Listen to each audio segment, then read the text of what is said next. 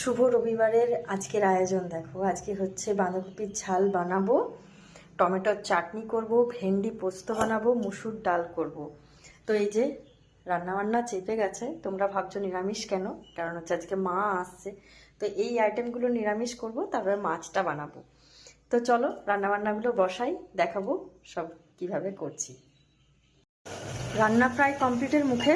এই যে বাঁধাকপি তরকারিটা হচ্ছে, ডাল আর এই যে ভেন্ডি পোস্তটা আজকের শোস্টপার।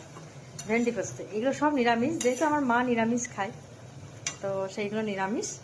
আর আমার ছেলের 2 পিস মাছ, আর মাছের তেলটাও ভাজবো, দেখাই। আর এটা আছে মাছের তেল, এটাও ভাজবো। তো এই হচ্ছে আজকের মেনু। তো চলো সবাই তোমরাও সানডে উপভোগ করো, মন দিয়ে সবারই সানডে উপভোগ করো। খুব ভালো থেকো, সুস্থ থেকো, টাটা।